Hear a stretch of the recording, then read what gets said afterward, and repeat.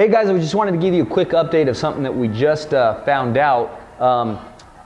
And this is more geared towards fountains, but we felt that Midtown needed to know because we definitely need your support, and it is this.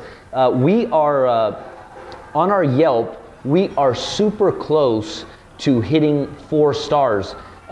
We did the math, and if we're correct, it would take us 17 5-star Yelp reviews to make it to 4-star rating. The studies say that when you're at 4-star, when you raise a star, you will see a 10% increase in sales.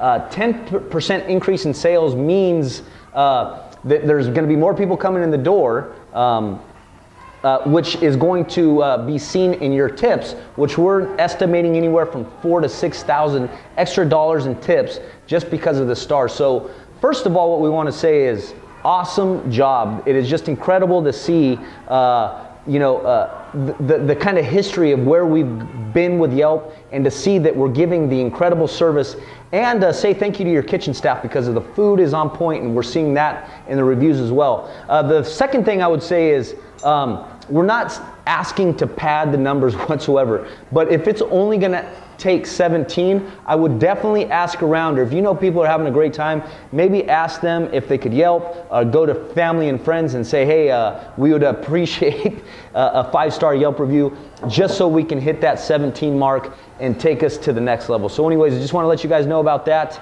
and continue to do the awesome job that you guys are doing. We'll see you. So one of the ways we can categorize our kitchen salsas, or ways to think about them, are whether or not they are fresh, boiled, or roasted here, right? So when you're fresh, you want to think raw ingredients. You want to think of like a pico de gallo, where the actual ingredients themselves, you just taste them kind of as they are, mixed in together, of course, right? But as that tomato would taste raw. Here with the boiled, right, that's going to kind of lighten or tampen down the flavors a bit. So that allows, so the chiles or the vegetables aren't going to stand out as much, right? So that allows something like an empanada or a flauta to be more of the star, and the salsa takes a bit of a backseat to that. And then here, right, with our roasted dish, when you think of our table salsa, we want those flavors to really stand out, the chiles, the tomatoes, and so that's why they're roasted here, which basically intensifies that flavor, bringing that flavor out, right, and allowing that to kind of be the star here and to take the forefront. The salsas that we're going to be covering today are our green habanero salsa, which is served with the cochinita pibil, our serrano salsa, which is served with happy hour items like the flautas and the empanadas, our habanero salsa, right, in case people want heat, our Zocalo hot sauce, same thing there, which also goes with like the tacos americanos. And then we're going to finish up with our table salsas, right? So the salsa de mesa and our black bean dip, which everybody loves. I'm going to swing back around here to the beginning and start with the green habanero salsa, because that's one of my favorite, right, which is served with the cochinita pibil. So what we have here in this dish is going to be avocado, tomatillo, and habanero.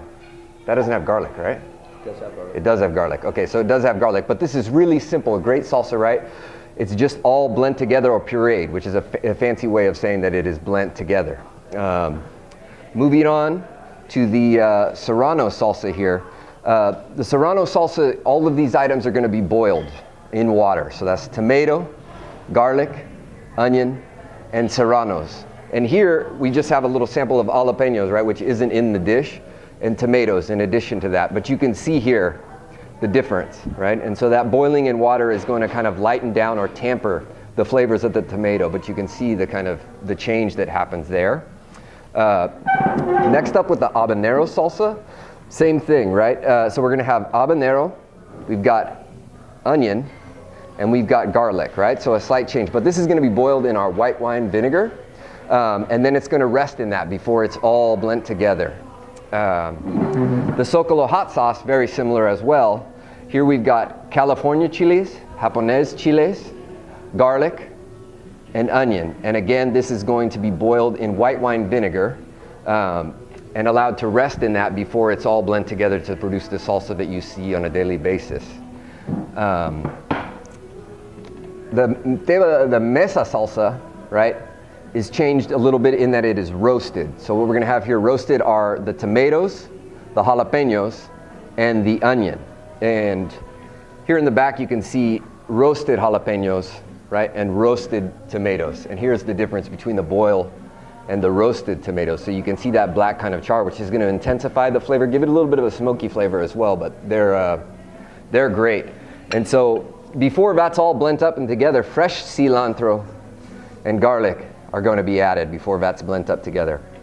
And then the last salsa, right, or the bean dip, so black bean puree, and that's mixed into that as a little bit of chipotles and adobo sauce. So just a spicy sauce that these smoked jalapenos are going to rest in. That's what gives it its smokiness and its spice. The reason why we wanted to cover kind of salsas, so that we felt that it was important, is because you're going to have this salsa, specifically the table salsa, on every table that you're going to have at Zocalo, regardless of whether or not it's a happy hour table or a banquet table. What the kind of information that we're trying to provide here gives you, although it might seem insignificant, is an opportunity for you to shine, right? As a front of the house employee, and to establish yourself as kind of an authoritative, knowledgeable figure with your table, right? That sits in with this setting of Zocalo so well. When people come here, you know, they expect something big, they expect that wow, they come dressed up. And so little bits of knowledge like this that you can throw in, right, establishes you in that setting. It allows you to sit and fit in, basically, right? These little small things are little dimensions of service. And also what it allows you to do is to establish yourself as someone who knows their menu and knows the product well, right? And so from something like this, you can gain their confidence.